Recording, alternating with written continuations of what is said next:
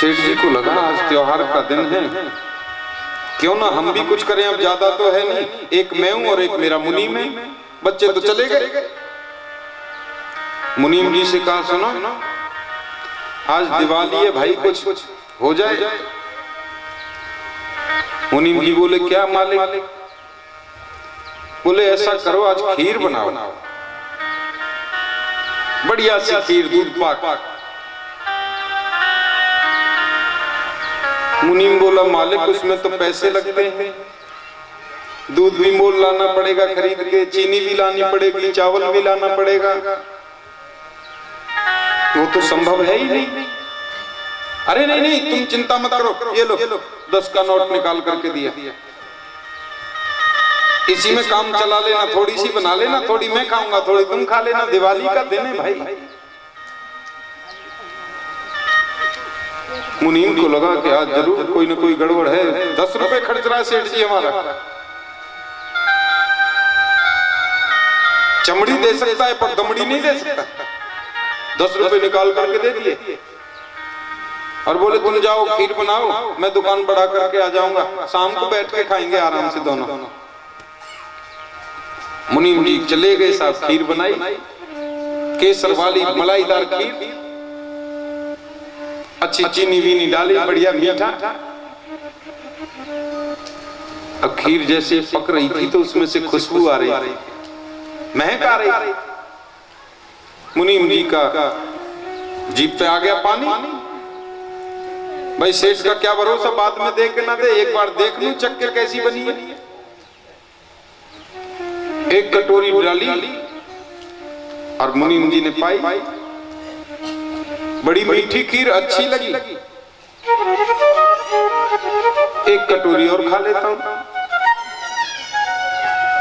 दूसरी कटोरी में डाल ली, वो भी प्रेम से खा ली। अब तो खीर रह गई थोड़ी सी। सेठ जी को लगा, मुनीम को लगा कि अब इतनी सी खीर 10 रुपए दिए हैं, मेरी नौकरी तो वो खा ही जाएगा। अब नौकरी जानी है तो इसको भी खा ही लेता हूं, देखा जाएगा। हाँ जब जाना ही है यहाँ से नौकरी छोड़ करके तो खीर से भी क्यों जाऊं। मुनीम जी ने वो तीसरी कटोरी खीर की जो थी वो भी कर गए पार। शाम को आए सेठ जी दुकान बंद करके, हाँ मालिक। बोले वो खीर बन गई? हाँ खीर बन गई है मालिक। अब सेठ जी अपनी चाल में, सेठ जी को ये लगता 10 रुपए मेरे लगे, आधी खीर ये भी खाएगा। सेठ जी बोले भाई ऐसा है अभी खीर खाएंगे नहीं। बोले अच्छा देखो अभी रख दो फ्रिज में, ठंडी हो जाएगी, सुबह को खाएंगे आराम से। और सुनो रात को सपना देखते हैं दोनों, जिसका सपना ऊंचा होगा उसी को पूरी खीर मिलेगी, बात खत्म। मुनीम जी बोले ठीक है भाई, आपकी जैसी अच्छा मालिक हो आप। अब रात्रि में सो गए दोनों। सुबह को उठे और नहाए धोए तैयार हुए, नित्य क्रियाएं करी। सेठ जी बोले हाँ भाई मुनीम क्या सपना देखा? बोला मालिक हम क्या सपना देखेंगे, गरीब आदमी है। नहीं जो भी देखा हो बताओ, देखो अन्याय में किसी के साथ होने नहीं दूंगा। तुम्हारा सपना ऊंचा होगा तो खीर तुम्हें मिलेगी, पक्की बात।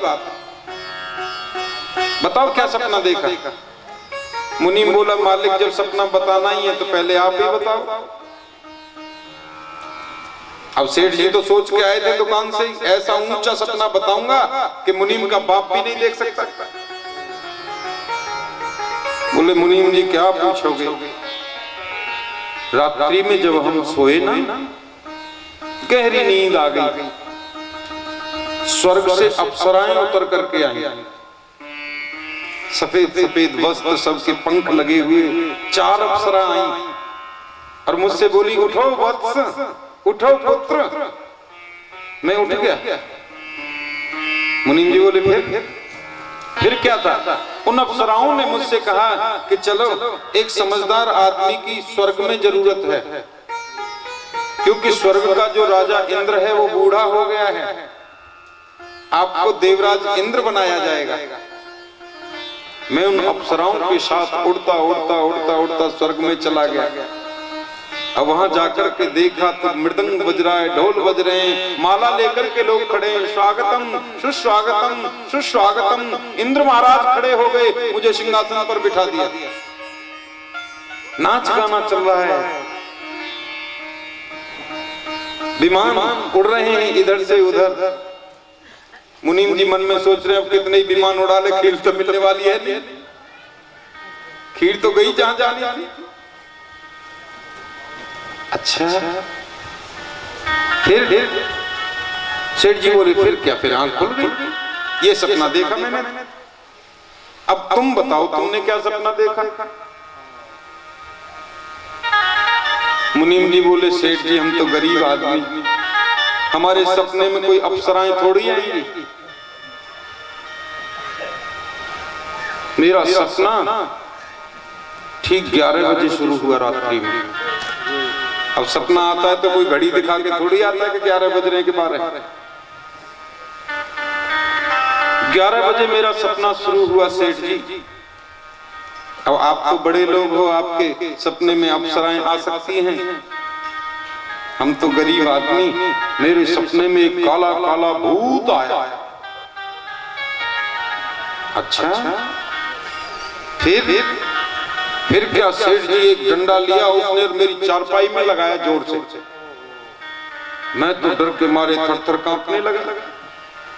मेरी तरफ डंडा उठाया और बोले खड़ा हो। सेठ जी में खड़ा हो गया, रसोई घर की तरफ इशारा किया, चल उधर। सेठ जी बोले फिर? मैं चल पड़ा महाराज, क्या कर, मरता सो क्या नहीं करता, भूत का डर, डंडे का डर। सेठ जी बोले फिर क्या? उसने तो खीर के बर्तन में से ढक्कन हटाया और बोला एक कटोरी पी इसमें से। सेठ जी बोले फिर क्या? महाराज डर के मारे मैं एक कटोरी खीर पी गया। अच्छा फिर क्या हुआ? मुनीम जी बोले फिर उसने डंडा किया मेरी तरफ, चल दूसरी कटोरी में पी। अब मैंने महाराज दूसरी कटोरी डाली, वो भी पा गया। भूत मुझे मारता रहा, मैं डर के मारे सारी खीर को पी गया। सेठ जी बोले अच्छा पैसे हमारे लगे, खीर तूने पी? अरे कम से कम भूत से इतना तो कहना था कि भाई मालिक के पैसे लगे, एक बार पूछ के तो आऊं। मुनीम बोले सेठ जी आपका नमक खाया है, कभी नमक हरामी हमने सीखी नहीं, गरीब बेशक हैं। मैं पिटता रहा फिर भी भूत जी से कहा भूत देवता मैं अपने सेठ जी से पूछ करके आता हूं। मैं आया पिटते पिटते आपको देखने के लिए, लेकिन आप तो चारपाई पे थे ही नहीं, स्वर्ग में बैठे थे। अप्सराओं के बीच में नृत्य देख रहे थे, गान देख रहे थे, डर के मारे सारी पी गया मैं। गोस्वामी जी कहते हैं सोचिए वैश्य कृपण धनवान। वो वैश्य, वो धनवान व्यक्ति मरने के बाद सोचनीय है जो अतिथि का सत्कार नहीं करता, जो अपने धन का 10वां भाग दान के लिए नहीं निकालता। सोचिए शूद्र विप्र अवमानी, मुखर मान प्रिय ज्ञान गुमानी। ऐसा शूद्र मरने के बाद सोचनीय होता है जो शूद्र योनि में जन्म लेकर ब्राह्मणों से विरोध करे और अपने आप को बहुत ऊंची गद्दी पर बिठाए। आप सब जानते होंगे रामचरितमानस में काकभूषुंड जी की कथा आती है उत्तरकांड के अंदर। जी को कौवे का शरीर क्यों मिला? क्योंकि उन्होंने शिव जी से प्रेम किया और राम जी से विरोध किया, गुरु का अपमान किया। ऐसा शूद्र सोचनीय होता है जो ब्राह्मण से, गुरु से, संत से विरोध रखता हो। कि सोचनीय पति पुण्य पथवंचक नारी, कुटिल कलह प्रिय इच्छाचारी। वो नारी मरने के बाद जरूर सोचनीय होती है जो अपने पति को छोड़कर परपति के साथ रति करती है। कुटिल कलह प्रिय इच्छाचारी, जिसके मन में कुटिलता है, घर में जो कलह रखती हैं, दिन रात कलेश रखते हैं, उन माताओं का सोचना जायज बनता है मरणोपरांत। कि सोचिए बटु निज व्रत पर हरे, जो नहीं गुरु आयुष अनुसरे। ऐसा सन्यासी मरने के बाद सोचनीय है जो अपने धर्म से भ्रष्ट हो जाता है, पथ से भ्रष्ट हो जाता है, गुरु की आज्ञा का जो पालन नहीं करता। और सोचिए ग्रहे ग्रहे जो मोह बस, करहे कर्म पथ त्याग। सोचिए जति प्रपंच रत, विगत विवेक विराग। ऐसा गृहस्थ मरने के बाद सोचनीय होता है भरत, जो मोह के बस में आकर कर्म पथ का त्याग कर देते, जिसको भगवान की कृपा का अनुभव ही ना हो, जो हमेशा रोता रहे और लाओ और लाओ और लाओ। कि गज धन जैसे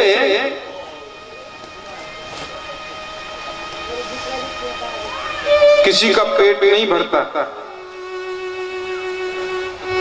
क्योंकि संतोष नहीं है। हम लोगों को कभी कभी आत्मचिंतन भी करना चाहिए। कभी एकांत में बैठो और एकांत में बैठ करके चिंतन करो कि मैं लोगों के सामने, दुनिया की भीड़ में, भक्तों के बीच में जितना भक्त बनने का नाटक करता हूं, क्या उसके कुछ परसेंट भक्ति मेरे अंदर है कि नहीं है? एकांत में कभी बैठते हैं तो भक्ति उमड़ती है कि नहीं उमड़ती? सुनो, अगर एकांत में भक्ति नहीं उमड़ती तो लोगों के सामने हम जो कर रहे हैं वो टोटल पाखंड है। और भगवान तो कहते मुझे पाखंड अच्छा नहीं लगता, कपट अच्छा नहीं लगता। निर्मल मन जन सो मोहि पावा, मोहि कपट छल छित्र न भावा। कभी प्रभु से धन्यवाद ज्ञापन भी करना सीखो। जो कुछ हो रहा है सब आपकी कृपा से हो रहा है, केवल नाम मेरा है, करने वाले तो आप ही हो भगवान। मेरा आपकी कृपा से सब काम हो रहा है, मेरा आपकी कृपा से सब काम हो रहा है। मेरा आपकी कृपा से सब काम हो रहा है, मेरा आपकी कृपा से सब काम हो रहा है। करते हो तुम कन्हैया